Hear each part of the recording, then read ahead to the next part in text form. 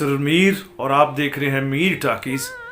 Master Abdullah साहब की बरसी के हवाले से मैं आपके साथ कुछ ऐसे वाक़यात शेयर करूंगा जो उससे पहले आपने नहीं सुने होंगे, नहीं आप जानते होंगे। उसकी वजह यह है कि ये ख़ुद वाक़यात मेरे साथ पेश आए, मेरे साथ जो बातें मास्टर अब्दुल्ला साहब करते रहे वो मैं आपको आज सुनाने जा रहा हूँ। मास्टर अब्दुल्ला साहब हमारे पाकिस्तान के और सब कॉन्टिनेंट के ऐसे मौसीकार थे जिन्हें आवाम ने तो पसंद किया, लेकिन ख़वास ने भी उन्हें बहुत हाई प्लेस किया।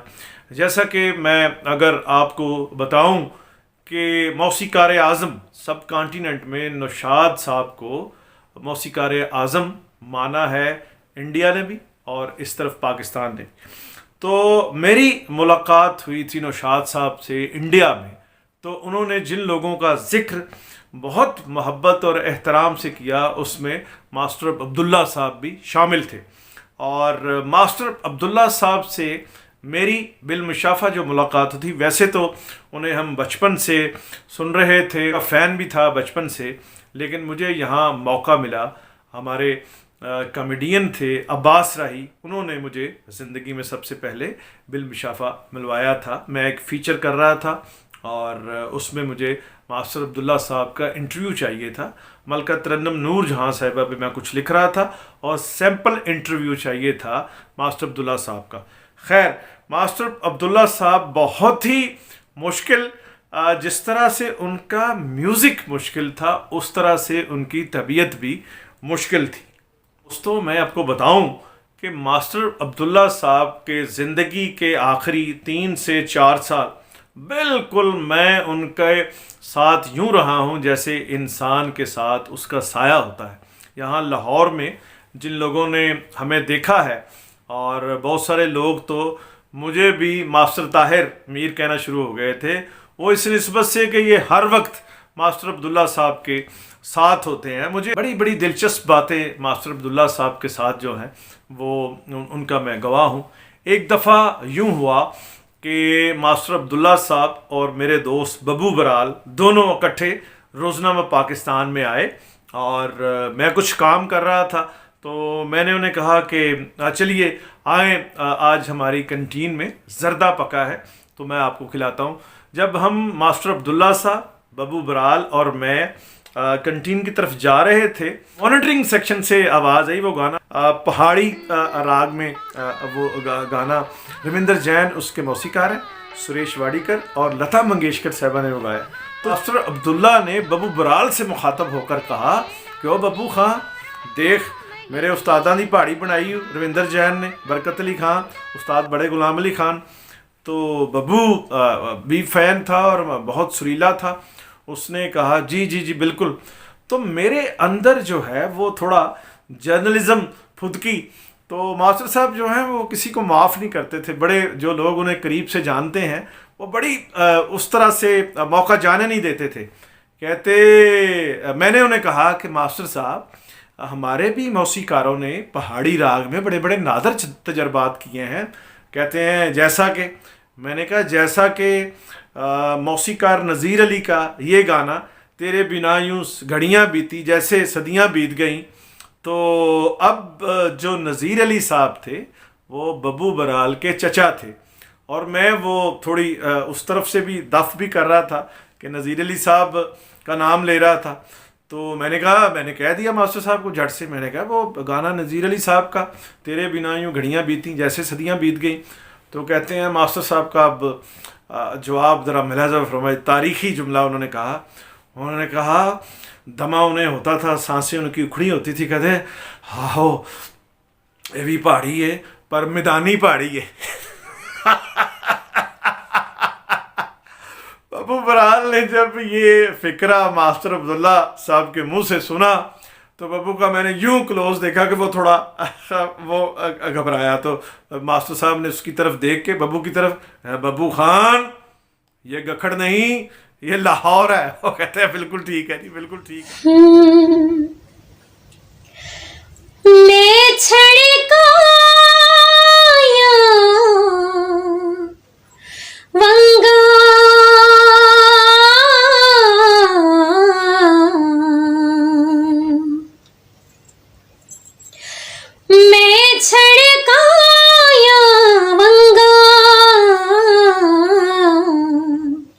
शिकर दोपहर पिपली दे थले मैं छड़काया वंगा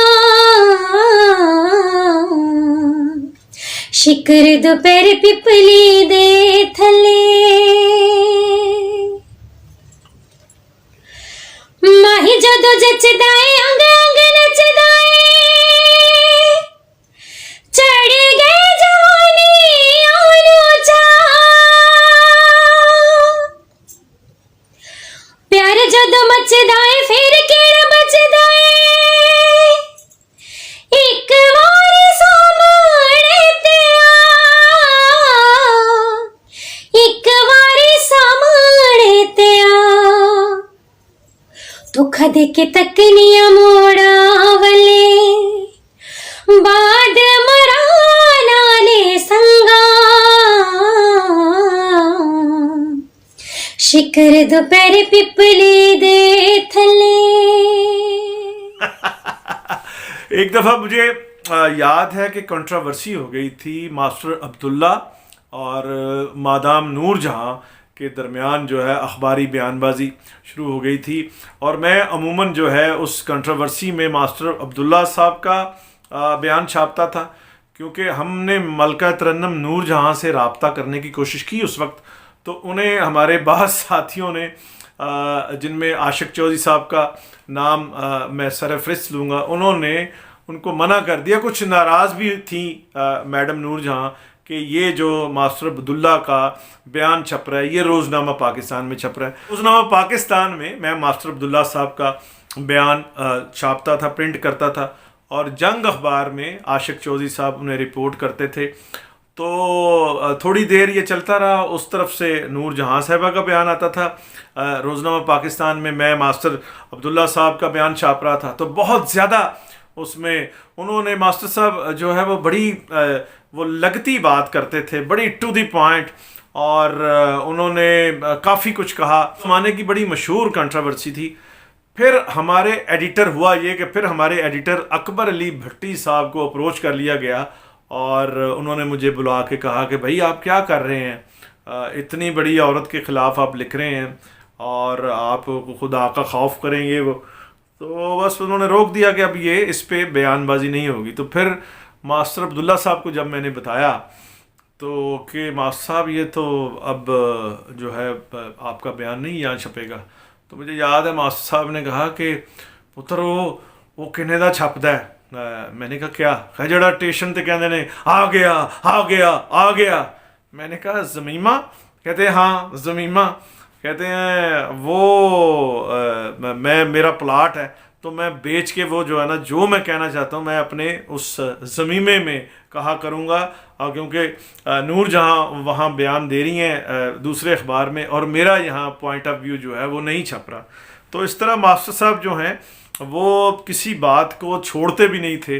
मुझे याद है कि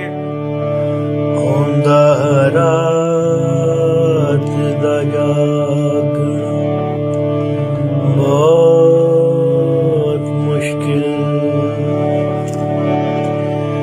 या कोई जागदा पहरेदार राते,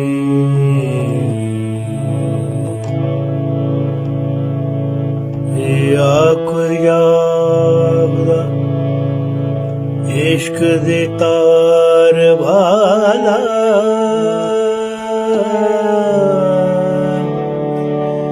या कोई जागदा दुखिया बीमार राती।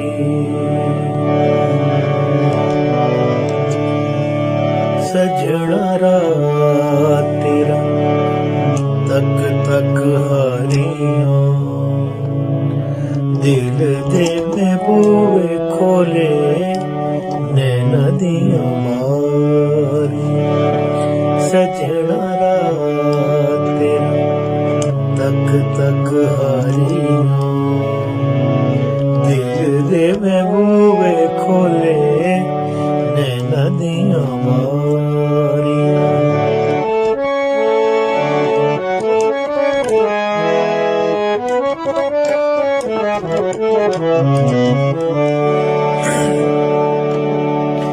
गम दियां रातां दिन लंघदे अज़ाब दे